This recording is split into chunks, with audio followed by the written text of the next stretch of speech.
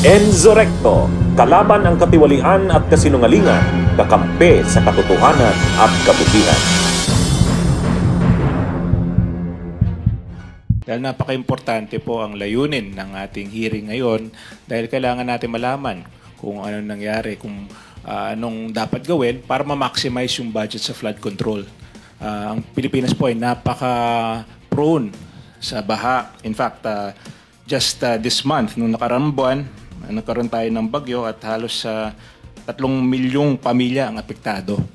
So, base po sa karanasan ko bilang Secretary ng Public Works, napaka-importante po ang master planning sa flood control. Kasi pwede mong ayusin isang section at bibilis yung daloy ng tubig, pero pagdating sa ibang section na walang flood control, maiipon yung tubig, mas lalala yung baha sa ibang areas. So, napaka-importante po na magkaroon tayo at suportahan natin ang mga master plan flood control projects. And there are master plan. I am aware, may mga master plan talaga sa DPWH. Mga bossing, isipin nyo nga, 5 taon kang nakaupo bilang secretary ng DPWH. Hawak mo ang lahat ng resources, hawak mo ang kapangyarihan, hawak mo ang pagkakataon para ayusin ang problema ng baha sa bansa. Pero anong nangyari? Wala. Tapos ngayon na senador ka na, bigla ka pang maghahanap ng Comprehensive Flood Control Master Plan. Aba, teka lang, hindi ba parang masyadong convenient? Ito ang eksaktong kaso ni Mark Villar. Siya na nga ang golden boy ng build. Siya na nga ang may pinakamahabang tenure sa DPWH sa modern history. Pero heto tayo ngayon, lumulubog pa rin sa baha at parang walang natira ni kahit anong long-term solution. Kaya kung may karapatan bang magtanong ng nasa ng master plan?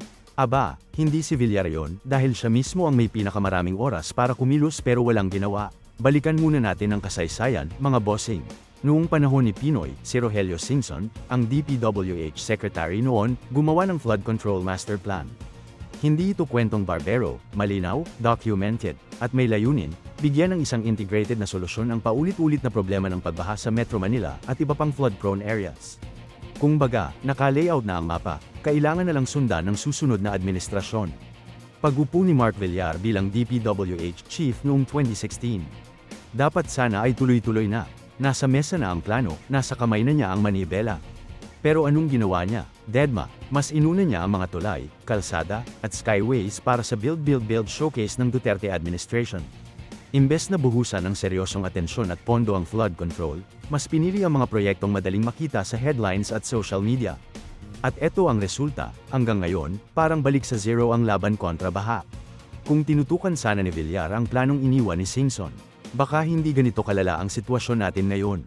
Pero dahil mas mahalaga sa kanya ang ribbon cutting at photo op projects, nanatiling pending ang master plan. Ang masakit, siya pa ngayon ang unang nag-aakusa na wala tayong sinusunod na plano. Sino ba ang unang nagtabi niyan? Siya rin.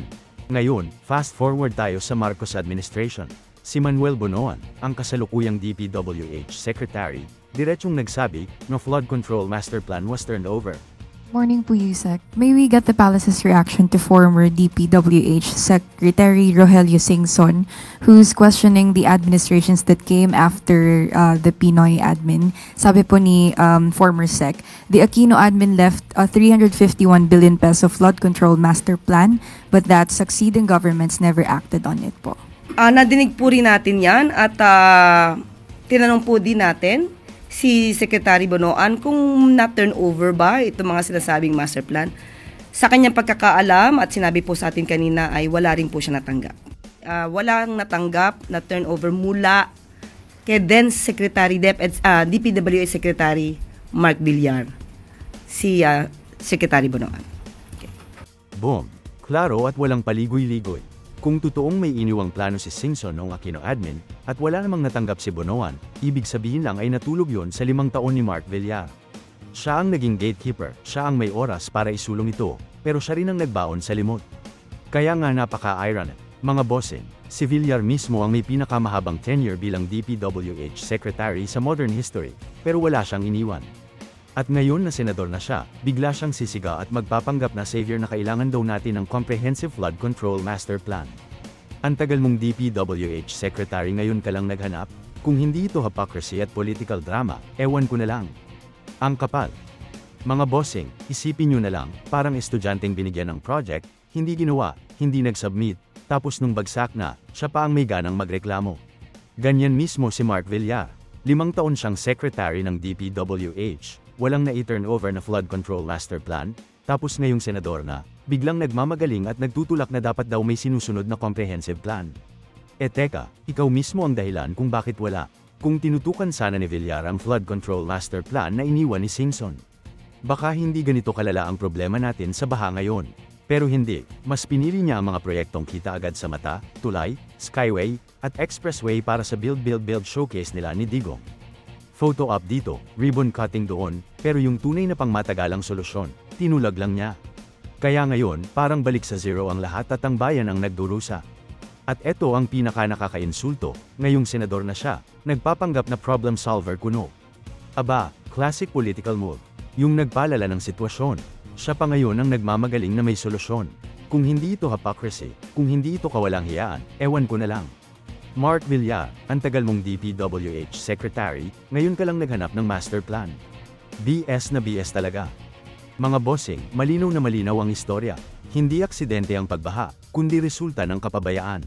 Nasa kamay ni Mark Villar ang bola noon, pero pinili niyang huwag ipasa. 5 taon siyang nakaupo sa DPWH. May iniwang plano si Singson, at may pagkakataon siyang ipagpatuloy ito, pero binaliwala niya.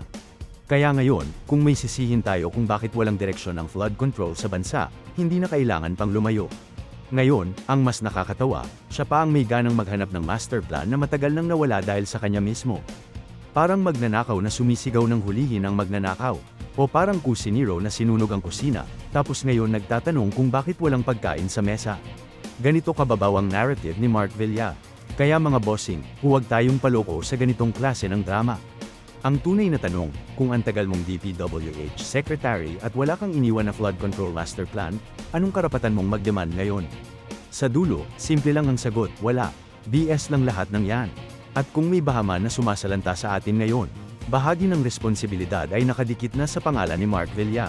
Period. Hay nako, mga Villar nga naman.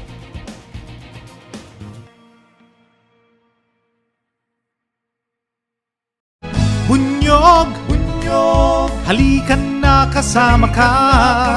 Bunyog, kapag buklod ay may pag-asa. Luzon, Visayas, Mindanao, isa ang pananaw. Sa bagong Pilipinas ang bunyog isisigaw. Bunyog.